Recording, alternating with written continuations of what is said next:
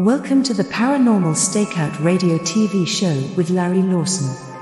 As a former career law enforcement officer and law enforcement educator, Larry focuses on the use of tried and true law enforcement investigative techniques in conducting paranormal investigations.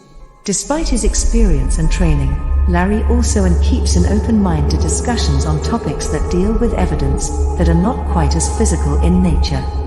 Paranormal Stakeout guests are professionals in the field of the paranormal and parapsychology, conducting the investigations and research needed to further the cause of paranormal study. Larry advocates an agenda of standardization of structure and training in the field of paranormal investigation and research for the purpose of one day being able to produce the evidence needed to convince a jury of the existence of the paranormal. Whether it is ghosts, UFOs, unsolved mysteries, hauntings or cryptids, no topic is beyond the investigative reach of Larry Lawson and the Paranormal Stakeout radio TV show team. Now, here is the host of the Paranormal Stakeout radio TV show, Larry Lawson.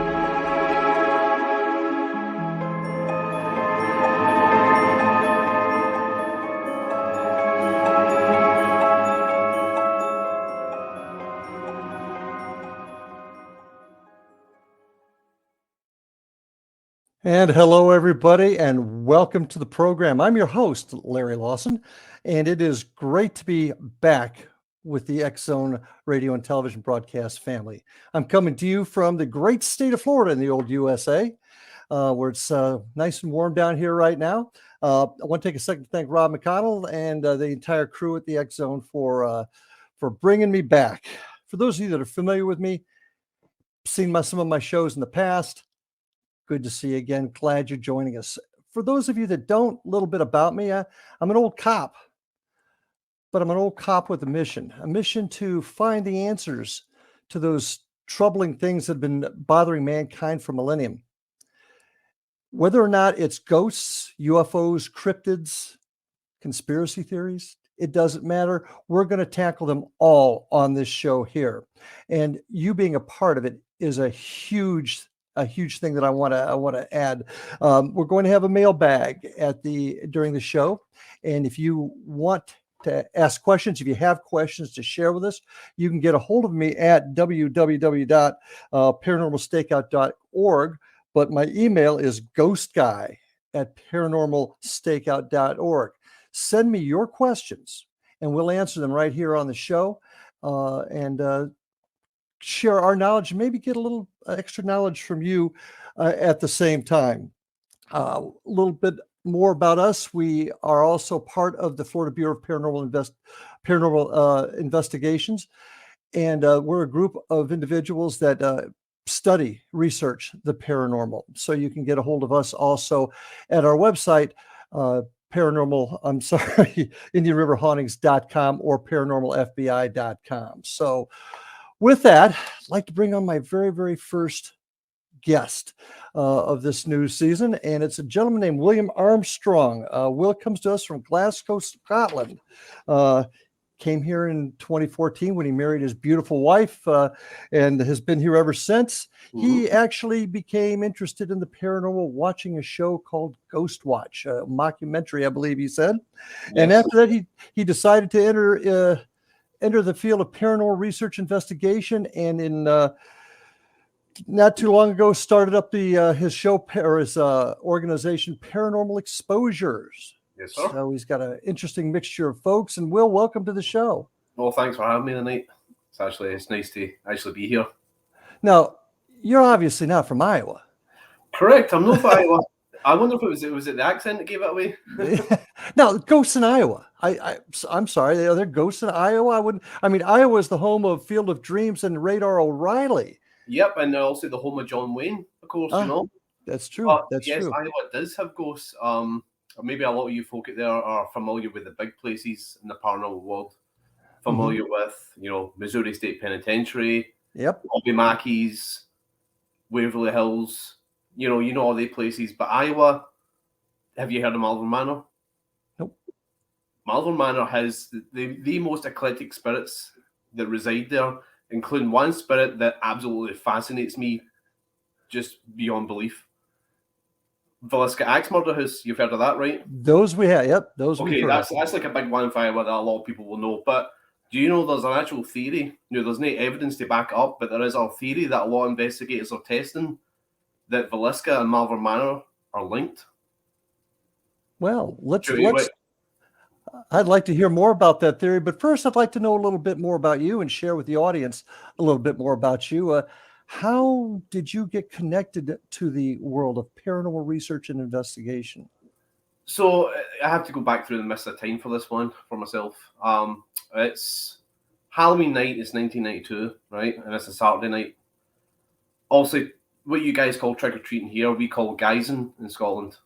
Mm-hmm. So we get done with that, and this show airs. It's just a one-half episode. Maybe lasts like an hour and a half, right? It's called Ghostwatch, and I've got it here, so just so you guys can see it. Whoops, there we go. Okay.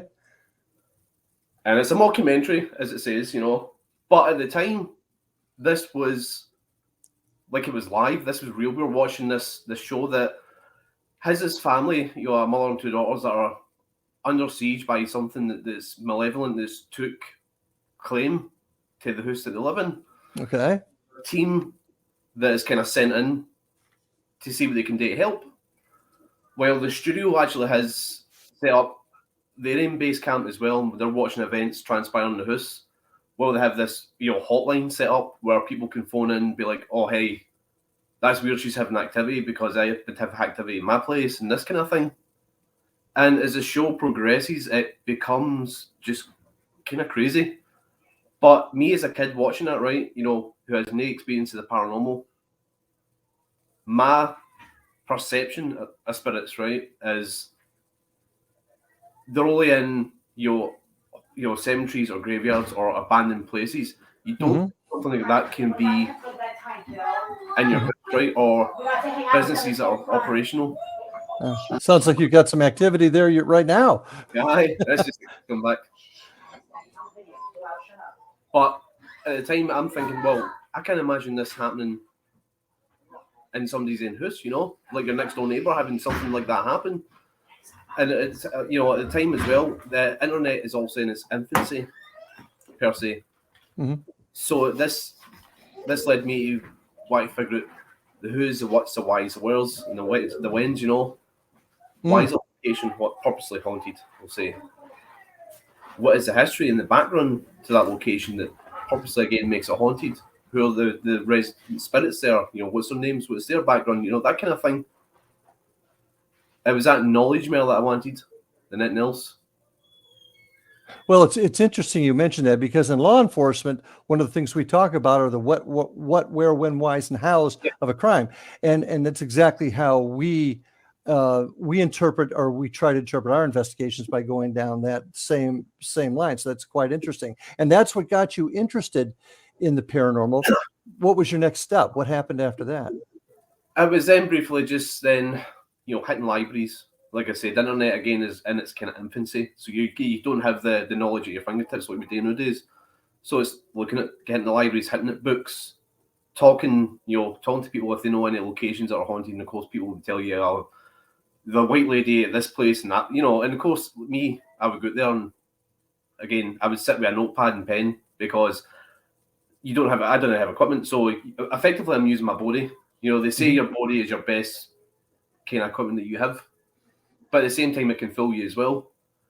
So I'm going to a location, I'm going, okay, so here's the time, date, temperature, things like that, Okay. So I'm going to just see what I can either see visibly or hear audibly.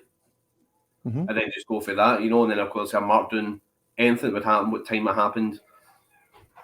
And then, okay, how can I debunk this? Okay, so I heard somebody talking. Okay, that could be somebody just by the road, or somebody going past. I heard something rustling. Okay, that could have just been an animal cutting through, things like that. So what you're saying is that you are looking for the logical explanation for something before you jump to the conclusion that it's okay. All right, and that is an excellent way to go. There's way too many of us out there that I think jump to conclusions too quickly. So that's very, very intriguing. So this is all happening in Scotland. Did you actually conduct investigations in your younger years in Scotland at all, or? Per se, I did a few here and there. Wasn't as much as what I do now. Mm-hmm. But the ones I did do were good. But most of my time was actually spent researching and getting to know locations. Knowing the whys and hows. Why does it? What triggers it? Kind of thing. Mm-hmm. Because we don't know anything about the spirit world at this point. Mm-hmm. We don't know how it works. We don't know why it chooses to interact, when it chooses to. Why is there certain different types of hauntings? So residual versus intelligent versus poltergeist. Okay. It's like how it all works. That's what I try to figure out. Well, I think that's what a lot of us are trying to do now, is to figure out that exact thing. Now, you end up coming to the U.S. 14 years ago? Yeah, I came here December 21st, 2014. Okay, in 2014. Okay, yeah. So just about 9 years ago, then.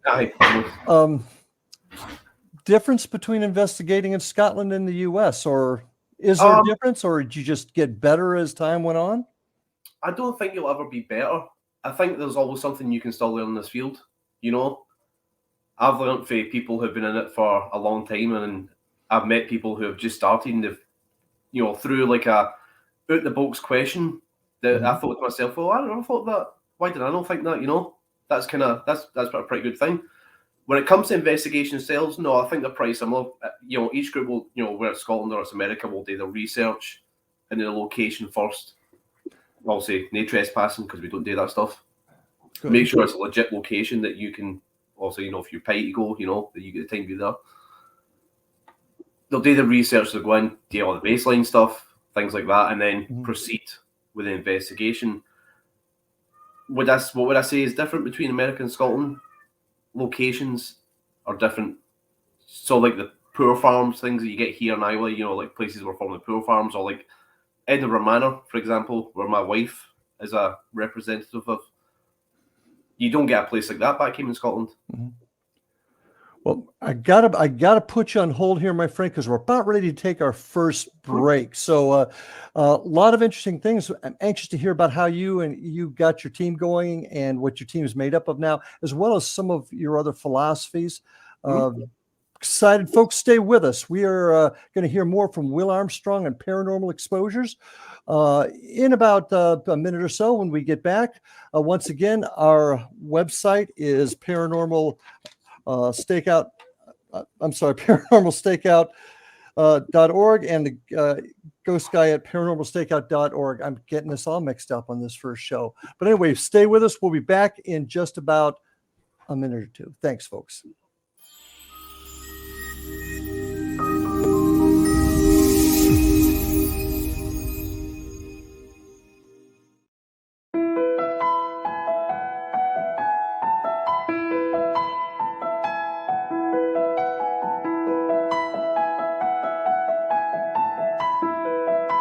From the Canada-US border in the southern region of Niagara, traveling north in Ontario's Golden Horseshoe, then east and west of the Greater Toronto Area, there is growing awareness and excitement as more and more people are starting their day with Beautiful Mind coffee, the delicious healthy coffee that your brain will love.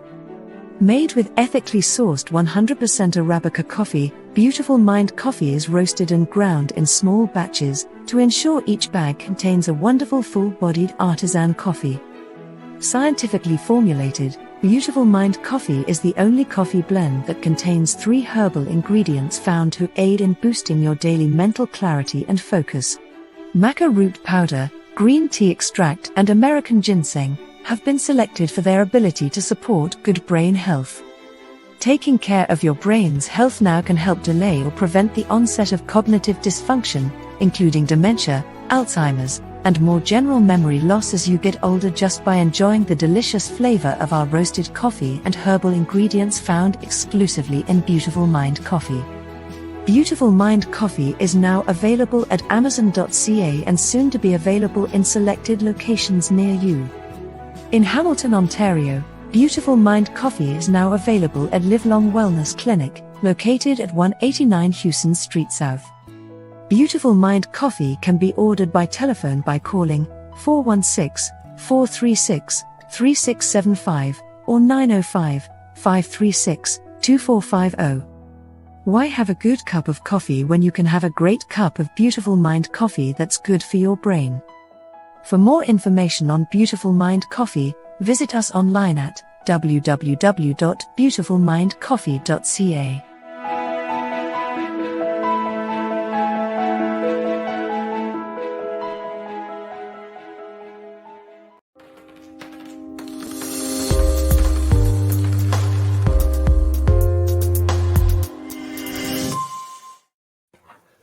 And welcome back, folks, to Paranormal Stakeout. I'm your host, Larry Lawson. I just want to remind you to visit my website, www.paranormalstakeout.org. You can also write me directly with questions that you have that we'll answer right here on the show at ghostsky@paranormalstakeout.org. So please send in your questions. Well, really interesting conversation that we had. I'm really interested in your philosophies, and that's one thing that I want to bring out on this show. I want to bring out folks that are, I don't know if professional is the right word because nobody considers this a profession right now, but certainly experienced folks that are trying very, very hard to come up with answers. And I'm really enjoying hearing some of your philosophies. So getting here, you've come to the U.S. in 2014. You and your wife created an organization called Paranormal Exposures. When did that happen? How did you build the organization? Well, we started in October 2021. The reason why that started is we were part of another team prior. Okay. And we kind of a split, so to speak, and I think that's one of the things that, why I'm so thinking with Power Unity, because I don't want to make the same mistake, So we started it up, and our members, or our group, are kind of mix of young and old, some experienced, some no experience. And the ones that are no experience, also we train them on the use of things and the style of investigating.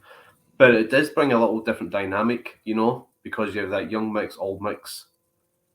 Some like research, some like, the equipment side of things.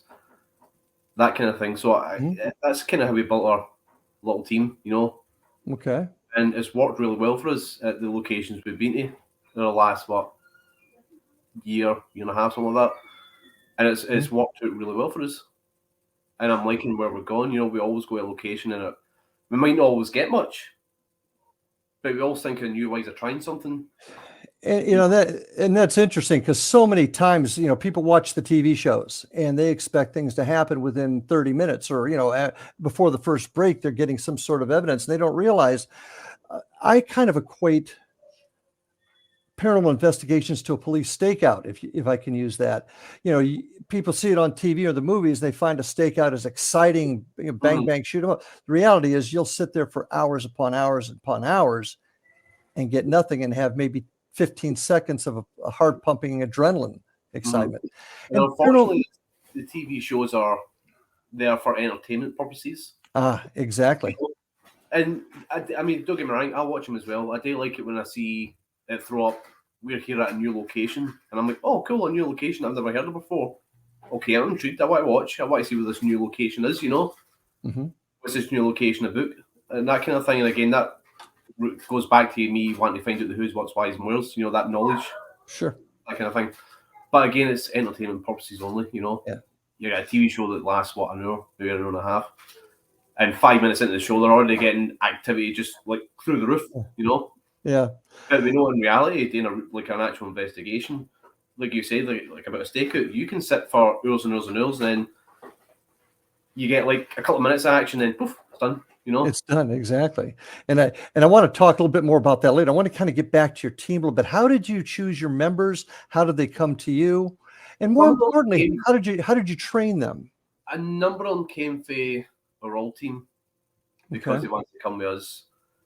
My oldest son and second youngest stepkid are in our team as well because they're interested in the paranormal, so we brought them into the team. Training wise, as I was saying, my wife works as she's a representative of Edinburgh Manor, which is a little like an hour away from where we live. So also it's a location we've been there a number of times because what kind of facility is it? It used to be the Jones County facility. A what? It used to be the Jones County facility. Like a county home. Okay, gotcha. All right. Before that, it used to be a poor farm that was there. Okay. And then the poor farm was moved, and then they put Edinburgh Manor there. Mm-hmm. And it closed in 2010. So it's no terribly long ago, if you know what I mean. But that's a location that we've been there a number of times. Again, I'll always say that because of how close it is to where our team lives, because most of our team are in Cedar Rapids, where we live. Mm-hmm. We've been to that a lot of times, a number of times. So I'll admit that that's a location we go to a lot, because it's so close to us. But we train the team out there, We train them with equipment, how you interact with spirits, how you be respectful with spirits, because there's some teams that don't understand that aspect, That's so true. How you do your walkthrough, how do you walk through, how you get your baselines, how you get your readings, what interferes with your equipment, what doesn't interfere with your equipment, Mm-hmm. Even setting up a DVR system, which spot works best, that kind of, all the, not just the, well, I guess kind of what I put it is like just everything, and we take them through it. So it's mostly on the job training, is what you're saying. Kind of, aye. Okay. But then also you can be like, okay, I need you to go do this here. I need you to go there, and they can do it. You don't have to shadow them. The more they get used to it, the more it's like, well, they'll be fine. They'll be all right. They're not doing, Well, I think that's kind of how most of us. Now, I had a little bit of an advantage over, I think, most folks, not necessarily in the paranormal world, but the understanding of the structure of an investigation, because that's what I did. But most of us, as far as the paranormal, as well as the investigative side, it's all on the job. There's no official training class for that, and that's in the next direction. I kind of like you to get your thoughts on. You trained your team on the job. Do we need standardization and training? Do you have any thoughts on that? To a degree, it helps. I think it does. Prior to an investigation, we'll have like a team meeting, set goals. This is where we're going. This is what we want to achieve, and let's get to it. It does help to have a little bit of knowledge get in, especially if you're using equipment that, somebody using equipment they don't know what they're doing with. They're picking up like false readings, and claiming it as paranormal. Well, no, it's because of this, X, Y, Z. That it does help, especially like you say, you also have that advantage, being a former police officer. So you have that kind of baseline of how you do an investigation. For us, it's like, well, okay, we need to work it differently, but that's fine. We can work with it and just, and that's kind of where I'm coming from too. Like how I like to describe it. We have a homicide here in Vero Beach. They have a homicide in Iowa, your town in Iowa. There's some rules that are going to be different because each state has a different maybe way of doing some things. But generally speaking, the investigation of a homicide is going to be the same here as it is up there, as far as, and that's kind of where I'm coming from. And my feeling is that if we do it that way, then we're going to be able to compare evidence a whole lot better, a lot cleaner. We've been to, in Iowa, whether it's Malvern, whether it's Edinburgh, whether it's Squirrel Cage Jail, which is one of the few remaining jails in America that is Rotary. Rotary, right, yeah. We'll still go in the same approach it the same way, but if things can change, and also we have that enough training to change away, and not be like, okay, what do we do now because we don't know what's going on, Yeah, well, and that's true. You've got to be flexible. I'm going to conduct an interview differently than you. Our personalities are different, our backgrounds are different, but still, if we ask the same questions, maybe even in a different order, it doesn't matter as long as the right questions get asked. Now, let me ask you this also. Equipment, and if we get a chance, I'd like to talk to you a little bit about what you use, but do all of your people know how to use the equipment and understand why it works? And have you ever seen other teams that didn't have, your team does, but your past team, did everybody understand how the equipment worked? They did. But then again, I've seen my team members when first starting, using it incorrectly, and we'd be like, hey, wait a minute, stop, Mm-hmm. think about what you're doing. Why are you getting that reading? You know? Mm-hmm. Oh, well, my phone's in my... Did you get a message? Did you get... Well, leave your phone at base camp, you know? Don't take your phone with you, you know? Right. Kind of Okay. thing. But it's not a... Like, put them on the spot, make them feel bad. It's just like, hey, this is one of the reasons why you were getting that. Mm-hmm. So we can eliminate that. If you take that phone away, we can eliminate this, right? You know, did you check the room you're in? Does it have electricity? You know, check for, you know, things like that. Mm-hmm. Running DVR systems, you know, you set up the cams, you know, how you get all that. It's just, I mean, I've had it with my team as well. I was like that first when equipment was starting to come out. I was green, I was novice with it, so I made mistakes, and I'm happily, I can admit that, you know. But you learn from it, you know. As long as you're not putting it out there as paranormal content and saying, look at this, I'm getting massive surge in the K2 meter, you know, when you could easily debunk it and say, well, And you obviously mentor your people. It happened with your current team. It apparently happened, you know, with the team you were before. But haven't you seen, or are you aware of teams out there that really don't have that type of mentorship, and they just go out and they watch the TV show so they know how to use the equipment? I believe there's a difference. You have paranormal investigators, right, and then you have ghost hunters. Now, I've seen these two terms quite a lot. Okay. The paranormal investigator is somebody who has degrees. You know, they do research, they dig into the history, they know what they're doing, they have their investigation style, like you say, you know. Mm-hmm. And ghost hunters, I think they do a little bit a little bit of digging into history, and they have the equipment and whatever. But it's the thrill, I think, the seeking of the thrill, you know. I actually have a name for that: paranormal thrill seekers, and you know. It's that kind of thing. They're going out to hear the bump in the night, and oh, that's great, and forget about it and move on. Or you know, again, also trying different experiences is fine, but some like to try to like go beyond the boundary. You know, like how can we push this to make make it as scary as possible? You know, hey, I'm going to leave this person in the basement by themselves, and we're going to leave, and they'll come back for about an hour. I need you to just sit there and just in pitch black, you know, and you know. It's like a step up for a haunted attraction. You know, you go to a haunted attraction on Halloween. Oh, yes, yeah. Scared, you know, and the actors come out and they jump in, they're scaring you left, right, and centre. I think it's kind of like that, but it's an actual haunted location, you know. Mm-hmm. Well, and I think that's an important distinction to make. There are those of us that are trying to find answers to what this phenomenon is, and there's others that are just looking for the thrill of the moment. And there's a place for everybody. I mean, I wouldn't jump out of an airplane for anything, but some people do because it's a great thrill for them.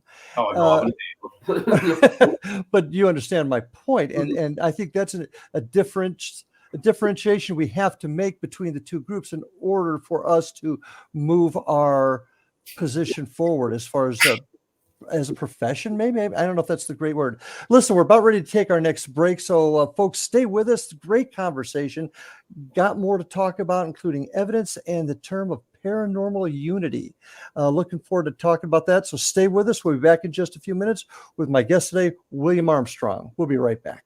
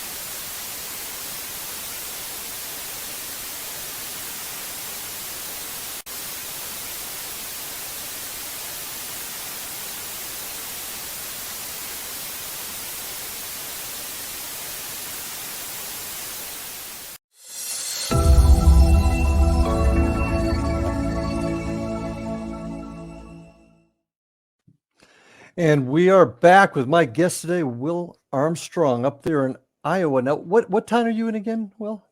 Time, I'm at 7:18 p.m. No, town. What town are you? I said time. Whoops. It's a Florida accent. Sorry, It's that Minnesotan accent. Cedar Rapids. Cedar Rapids. Okay. Well, beautiful. It's cold up there. You guys are having a nasty cold front come through, aren't you? No, we're actually going to be clear tomorrow. Maybe a small chance I went to a mix, but that's it. Sorry, that's why I live in Florida. It's too cold for me. Interesting things about your team. I really enjoy hearing about your philosophies. And I can tell you right now, I'm gonna have to have you come back again in the future because I'd like to talk to you a little more detail about some of the equipment you use and how you use it, because I think that's really important to the audience out there. But the question I've got to ask, and I've got to you got to ask a paranormal investigator this all the time. Most significant event that has happened to you while you've been conducting an investigation, or when it just maybe even just popped up on you. Most significant event involving the paranormal. I would say something that's popped up on me. I wouldn't say I've had like a big event that's like, that caught me. But it's, for me in the paranormal world, it's the very small things, right? They really catch you off guard. It's not the big things. I'll give you just one example of this, right? And also you can take how you see it. I was at Edinburgh Manor one time with a team, and I had a spirit, SB7 spirit box running, and I was walking on the women's ward, first floor, going to room 105, which is at the end. And that day it had been raining. It was, raining really heavy. The wind is blowing, you can hear it outside the building. I'm like, oh, this is going to really contaminate our evidence, especially running recorders, because you can hear the wind, But the spirit box is running, and I'm asking a few questions just to see what I can pick up, I go into room 105, I set the spirit box down on a chest of drawers, and I walk up to one of the windies, and I kind of open up, and I'm like, and I say it loud, and I wasn't saying it for a reaction, I wasn't saying it for anything else other than, you're just kind of saying it out. And I said, oh man, what a murky day it is out there. And the spirit box, which had just been kind of, it was kind of quiet, all of a sudden just goes, we know. And I'm like, oh, I bet you do know. And I'm like, wait a minute. And it's that kind of small thing, Yeah. Sometimes it is those little things. Now, I've got to ask you an obvious question here with the spirit box, knowing how they operate. No chance it was a radio station. I thought that, but then I thought about what I've kind of threw this one in my mind, because I'm like, okay, it could be that, but I would just remember what I'd said when I was on the window. I'm like, hey, it's a murky day out there, and then I hear we know, I'm like, is it coincidence? Is it, I wouldn't say it's classified evidence. I wouldn't put it out there and say, hey, look at this, guys, It's just something that I sit and think about, Oh, no, I know. I totally get it. It just felt very coincidental, asking like, hey, this is a murky day outside, and then getting, we know, But again, it's not something I would classify as evidence. I want to throw it out there, Anything else anything that has really cemented your view in the belief there's something else out there? I just believe there's something out there. And I think the only way we're really going to find out, because like I said, I think prior back, is we don't know anything about the spirit world, how it works, why it does what it does. I think the only way we're generally going to find out how and what it is, when we're 6 feet deep, I truly believe that's the only way we're going to find it, we can get little tidbits here and there when we do these investigations, but it's not enough to say, hey, this is legit 110% real, here's the proof, guys, I agree with you. I think, how to put this, we don't know. People that tell you they know exactly what this phenomena is are either trying to fool you or they're trying to fool themselves, because we really don't know. We don't know what the full answer is yet. And if you even talk to folks that are real mediums, and I there's a couple that I deal with, they'll say the same thing. They don't know either. They don't know the true answer to all of this. And I think that's where we in this field get a little bit mixed up, where we've got folks out there that claim to know a whole lot. But I don't think anybody knows really anything yet. You can be in the field for 30 plus years and still not had anything, but that doesn't mean to say it's not real. We don't understand how it operates. It has its own I think it has its own sort of thinking, its own separate entity, so to speak, its own. Mm-hmm. And we could probably sit and figure this out for years and years and years. So what is this phenomenon? What do you think ghosts are? Do you have a personal opinion? Not asking for proof, just your personal opinion. It can be leftover energy, Einstein believed that energy was, when you die, you became this energy, we break it down into not just spirits, right? Okay, we have like UFOs, we have cryptids, ghosts. There's a mix of it all, and it kind of fascinates us, but we just don't know too much about it, You can never claim to be an expert because I don't think there's experts in this field. I totally agree with you that. No, but it doesn't make you an expert, I totally agree with you on that. Well, so getting back to Einstein, Einstein actually talked about dimensions in his general theory of relativity. Is that what this is? It could be. I mean, one of the things that always intrigued me was the Bermuda Triangle. Mm-hmm. How can planes and ships just disappear? Mm-hmm. Is it something that's explainable? You can say, okay, it's definitively that's what's happened to them, or did they accidentally just go in another dimension? And it's just something about that one area, that location, that anything goes in, just poof, gone, Yeah. Well, I give you a little hint. There's going to be a future show on Paranormal Stakeout about Flight 19, because I have a theory, and we're working on that right now. And hopefully we'll have some actual evidence on that. So, and again, like you say, a lot of the stuff we have or think is theory, and it's like I was saying to you about the theory. Again, no actual evidence to support this between Malvern Manor and Villisca.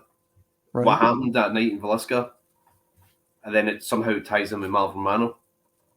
And a lot of investigators have actually, well, so also when the killings happened at Villisca, right? Yes. Also, they never caught anybody, so technically I believe it's still an open case because nobody was ever caught. Although they have the theories of who the murderer was. It's a theory, again, I don't know how this came about, but a lot of the investigators are actually trying this out to see if it actually legit works. Is that the killer boarded on a train? Boarded a train, okay. And stopped by at Malvern. And at the time it was a hotel. People, go there, stay a night or two, and the killer went there, stayed the night, and then the next morning left. And Villisca and Malvern are only like, an hour apart or something like that? They're not that far apart from each other. They're very close by. Where are they building the theory from that he stopped at that hotel? Just a hunch, or it could be a hunch, it could be a theory. I don't know. I remember just hearing about it and other investigators trying it out. So I'm like, I mean, okay. I mean, I'll try it. I'm not saying against it, but so we were at Malvern Manor one time investigating, and then I decided, hey, I started asking a few questions and trying to see if anything would come out of that, but nothing came out of it. So I don't know. So they think he got away in the train. Maybe that's an interesting theory. Stopping at Malvern when it was a hotel, right. Staying the night, and then also getting a train from Malvern to wherever he went to. And moving on. Well, once again, these are all some of those theories that we're just trying to work on that we just don't know the answers to. But I think a lot of times we're really too quick to jump on the paranormal answer. We haven't done our research. And you mentioned research a little while ago, and I wanted to ask you about this real quick. What kind of research do you do? Let's just say somebody asks you to come to their building that they own. They believe it's haunted. You say you do research. What kind of research do you do before you go? I'll dig into as much research as I can about the building. Also, I'll go online, find out about that. Okay, what is that building? When was it built? Was there something there previous? Mm-hmm. If there was, okay, what was there previous? Who were the people that owned it or ran it, or etc. What happened on that property? That kind of thing, Mm-hmm. Try and get it as close to the truth as possible. I'll take as many notes as possible, and also address the team like, okay, this is what I found. This is kind of sketchy, so I'm not going to go with it. But this here is all truth. This is what I work with. Once we get there. How do you feel about telling your team about what paranormal activity there's been before you go in? I will tell them that there's, there is potential for paranormal activity. It might not happen. They're just claims, and until we can prove otherwise, you know. Well, I guess what I'm getting at is, do you want them to go in with look, there's a lady in white seen up there on the stairway at 8 o'clock every night, or No, but I don't want my team getting blind either. I like to know history of a place. I think it's critical to your research. I mean, you can go in. I know some teams like to just go in pure blind and just see what they get. Right. And that's fine. That's if that's their style, that's how they operate. But I like us to know our information, or and research is part of that. Mm-hmm. And we're the same way. We'll share with the team. We have actually a person on our team that does that research. When was it built? Who lived there? Certainly, if there are any tragedies, we'll talk about that. But we really don't discuss what the reporting person or the client, if you want to use that term, has seen, because we don't want to influence what our folks will see, because even and this is just my opinion, even in the best of times and with the best of intentions, people can be programmed. You say, and that's what I worry about. There is a lot that can be explained. Not everything is paranormal. So true. 95% also is probably not paranormal, but then you have that 5%. It's like, okay, I've tried everything to debunk and explain, and I can't, so I'll take that to the side of it, Mm-hmm. Well, debunking is important. We just, the team, we were at a St. Augustine Lighthouse not too long ago, and we actually got a picture of what we thought was a silhouette of a person. Boy, it looked exactly like it. We talked to the team member that took it, and no, there was nothing behind it. Well, okay, we got to look a little bit further. And after doing some additional research, we found that there was a silhouette. It was a directional sign, and the silhouette was of a human that it appears to be reflected off of it. And kudos to the St. Augustine Lighthouse staff, because we called them up, asked them to check, and it would have been in their best interest to say, "Oh no, I think you caught something," but they didn't do that. They said, "We think that's exactly what it is." So we debunked it. We try to take the extra step to debunk it, because we want to do things the right way, and it sounds like you do also. So we're about ready to come up. We got about 30 seconds now before our next break, Will. And when we get back, I want to talk to you about the thing that actually brought you to my attention, and that was your desire for paranormal unity. So I want to talk about what that is and what direction you're taking your team along those lines. So folks, stay with us. We're coming up on our last section here, but I think you're going to enjoy it. Here with my guest, Will Armstrong. Be right back in just a couple of minutes.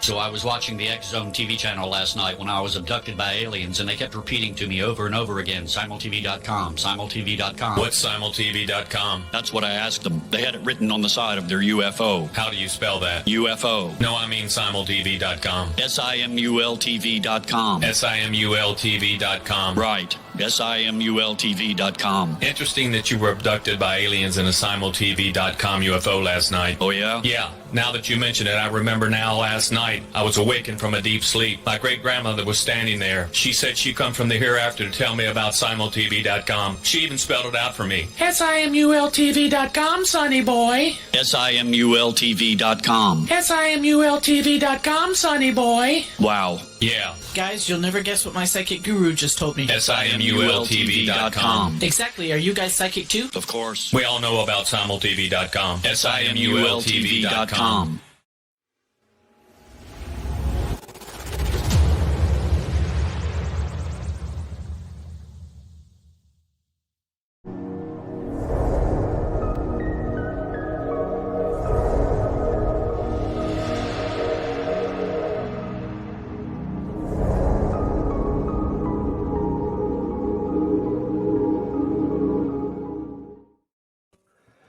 And we are back, folks, with my guest tonight, Will Armstrong.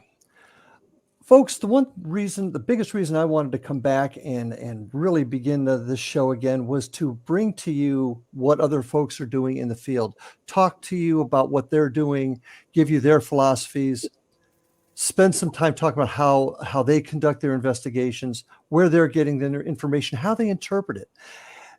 By doing that, we create something that is very near to my heart, and it's called paranormal unity. And what that is, para-unity, we call it.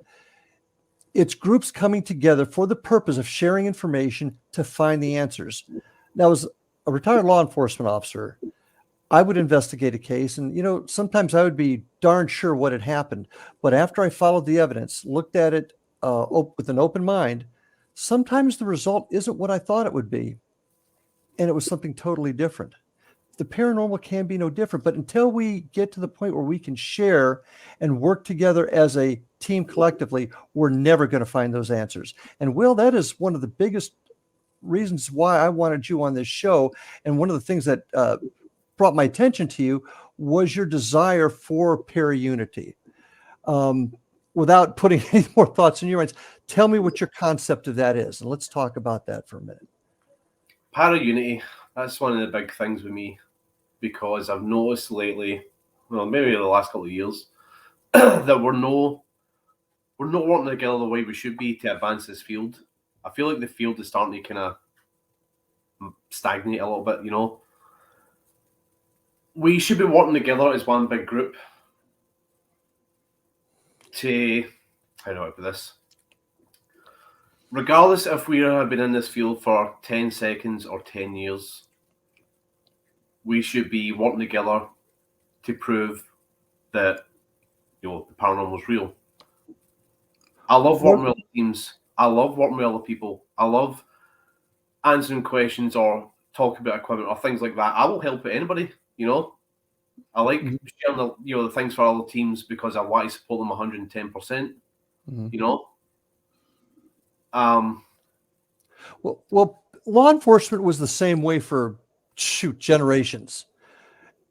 Agencies would have a case and they'd work it and they would not share information with another case. In our neck of the woods, a county agency wouldn't share with the city and vice versa because they weren't going to give up their info.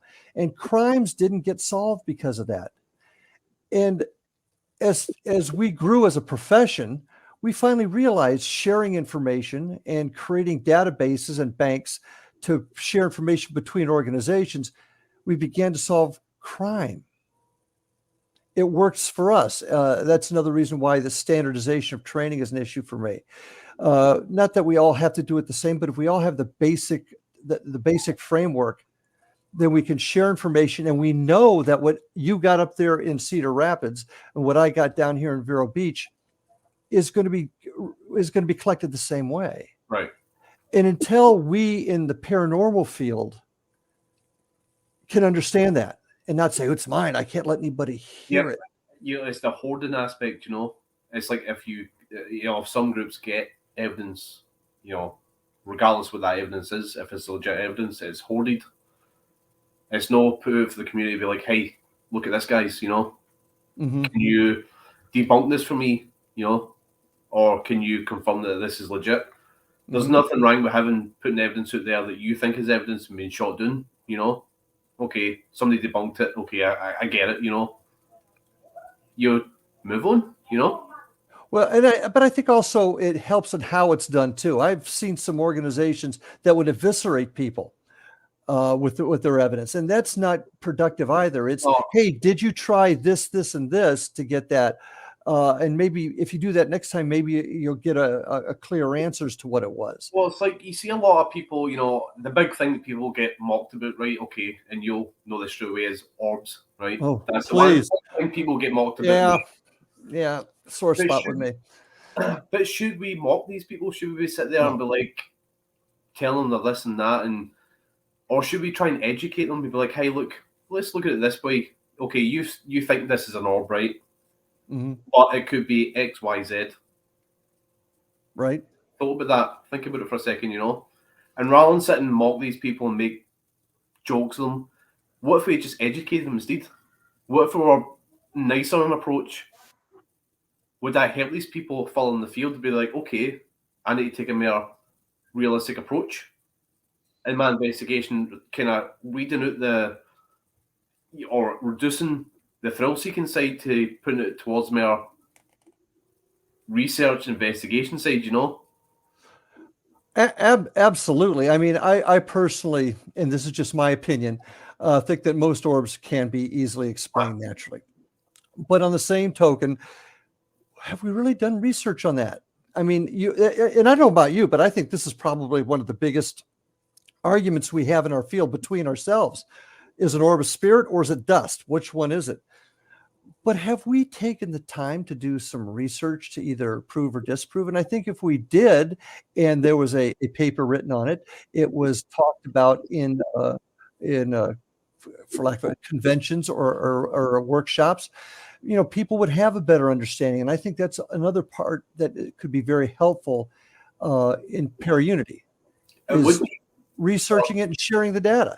Mm-hmm. But unfortunately, I hate saying it, but it's a mocked subject, Oh, it is. I gotta admit, touch it, in our own group, we argue about it, but it's all in good fun. Half of my team says orbs or something, and the other half says, no, yeah, it's dust, really. Or it's a bug, or it's something, Yeah. But unfortunately, it's a mock subject, and nobody's willing to approach it. Like, I mean, maybe there is people that want to approach it with realism and try to figure out what it is, but unfortunately, the way it is, no. Well, and that's what I'm getting at. Not only orbs, but different aspects. Pareidolia. You're familiar with the term pareidolia. Yep. There are some people that will look in a window and swear that there's a face there, when in reality, it's just visual pareidolia. Yep, and then post a picture with a wee circle, saying, hey, here's a face I've seen here, or here's the 3 faces here, and of course people will be like, hey, it's this. Do you not realize that? And of course, it leads to this, horrendous assault on the person because that's wrong. Know what it was. That's absolutely wrong. And that's part of what I'm getting, not only sharing information, but doing research to come up with the right answer or give a possible explanation. Ridiculing somebody is not where it's at. No, it's not going to help the field in it. Does it help full stop? Doesn't matter if they've been in the field for a day or 100, 10 years, whatever. Don't. Mm-hmm. And, somebody's just getting into this field, right? You want that person to be in the right frame of mind. They might not be experienced as you. So when they post something that's what they claim is evidence, and you can go, well, actually, no, it's this. It's easily debunked. Be like, hey, this is going to suck for you, but it's actually this, But, at least so the next time you're in an investigation, you know what you're looking at for, because you just started it.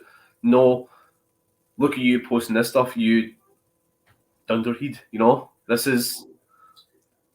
Well, and that's what Paraunity is all about. It's not all about me keeping the evidence to myself, but it's also about research and training and coming to an understanding. See, another thing that I think people forget is, we may not, once we research this, let's just say we have a breakthrough somewhere in the pareidolia, in the paranormal, but the answer isn't what we wanted.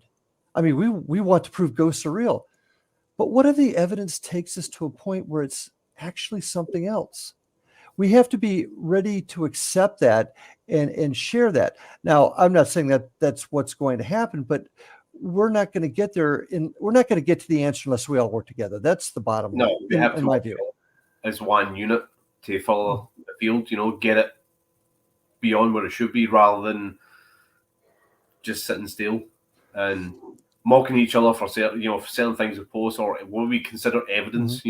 Or we're not going to go any further. We ever going to find the answer, Will?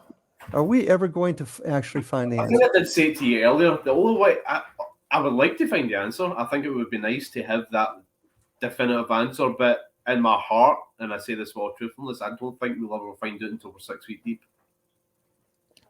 That's honesty, but I can be honest with that, but it's not going to stop me from trying. It's not going to stop me from doing what I do, Oh, I'm with you 100%. You don't give up just because you keep pushing forward. And I 100% agree to you. Will Armstrong becomes the president of the International Paranormal Society. What's your first edict? How are you going to bring this all together? Would that be the Scottish way or the Will Armstrong way, the paranormal exposure way?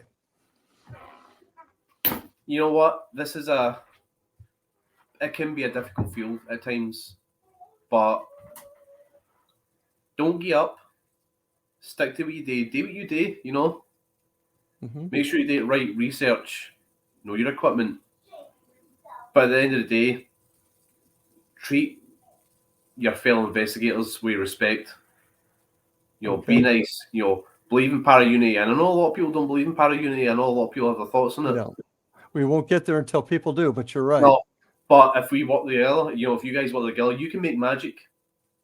You can make magic happen. You can make this field be so much more than what it is. And that's not just for looking for spirits. That's, you know, cryptology, and that's UFOs or, you know, Bigfoot, that kind of thing. The whole field can move forward as one, as opposed to going in different directions because people want to do, you know, their own little thing, you know.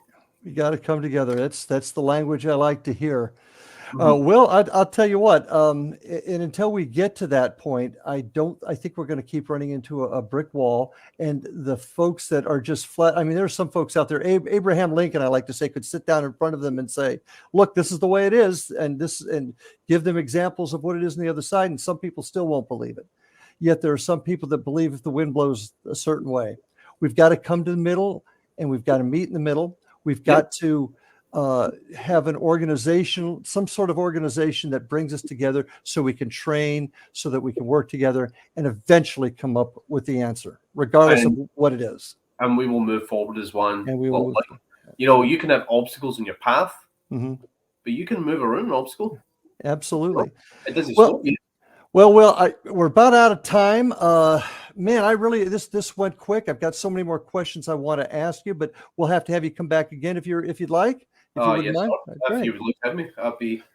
We'd be happy to. And folks, thank you so much for joining us once again. I'd like to remind you to go to my website, www.paranormalstakeout.org.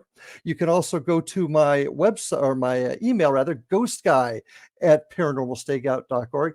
Write your questions down. Send them to me. At the beginning of each show, we're going to end up answering your questions as best we can. Also, check us out at IndianRiverHauntings.com and our YouTube channel, Indian River Hauntings, as well as Facebook. We've got a lot of things happening. Looking forward to future shows. Thank you for joining us tonight. And until we meet again, take care, and we'll see you on the other side.